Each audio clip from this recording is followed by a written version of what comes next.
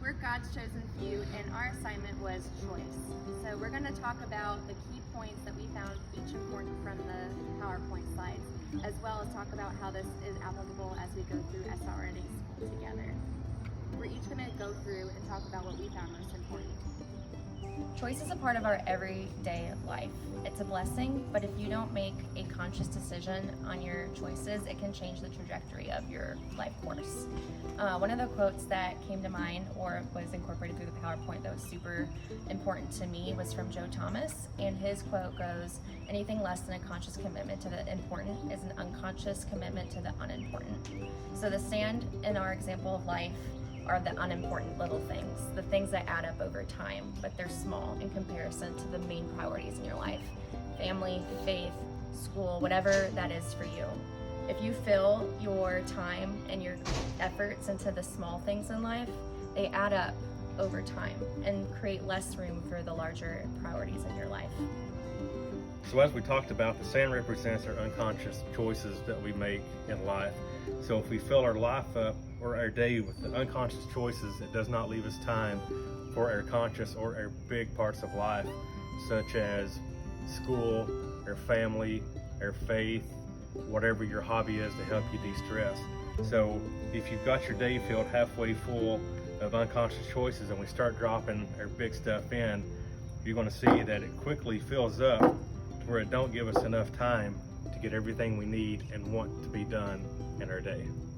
So some of the examples of the sand in our life or small decisions in our life would be binging Netflix, cleaning, gossiping, maybe dwelling on not getting that 100 on a test, mindless scrolling.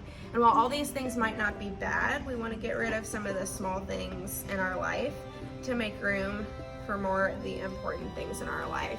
So John 10:10 says that I have come that you may live life to the fullest. And in order to do that, we need to prioritize the choices that have a lasting impact on our future.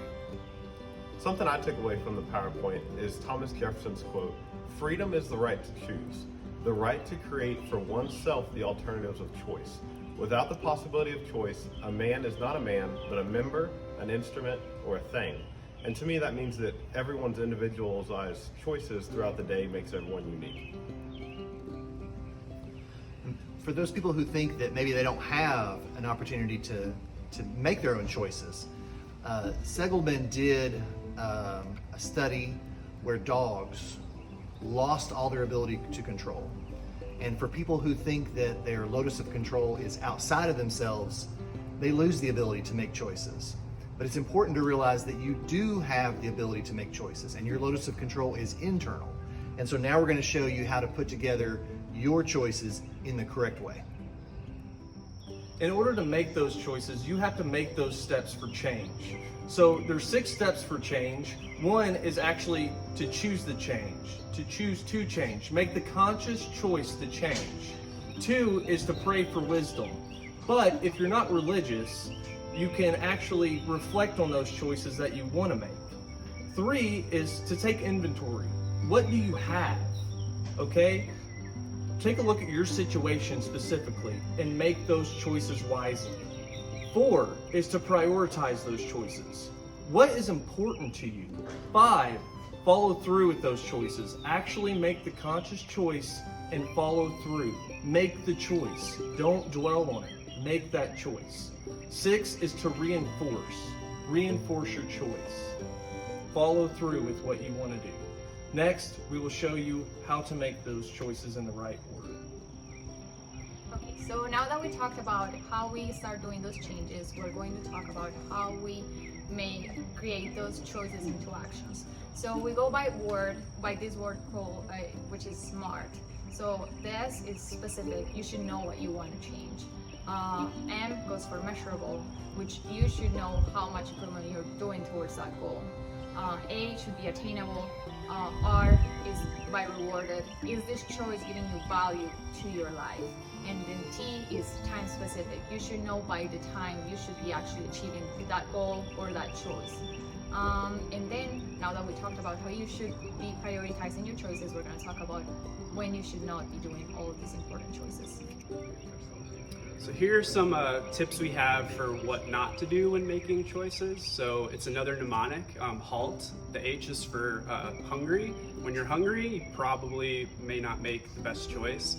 When you're angry, lonely, or tired, these are all things we experience all the time, especially while we're in school. So things to just be mindful of, especially when you're making big life choices. All right, in summary, this is your life, and depending on your choices and your priorities, you can make it very full and fulfilling, or it can be filled with a lot of the little things. All right, these are your big choices in your life and big priorities. So does your jar look full? All right, then I filled my life with some of the smaller things, but they still have substance. So does my jar of life still look full? Then I made sure to fill my jar of life with the smallest things very last, and look how much room I have to fill that. Does this jar still look full? All right, because I prioritize everything in a good order, I still have a lot of room left for the fun things in life.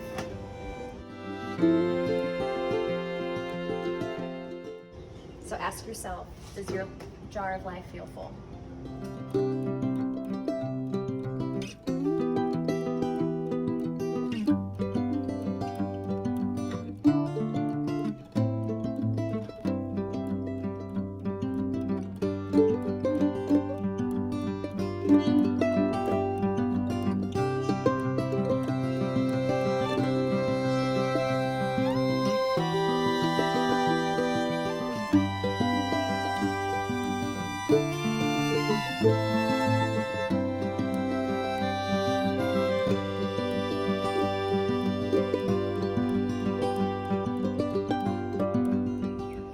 What's your choice?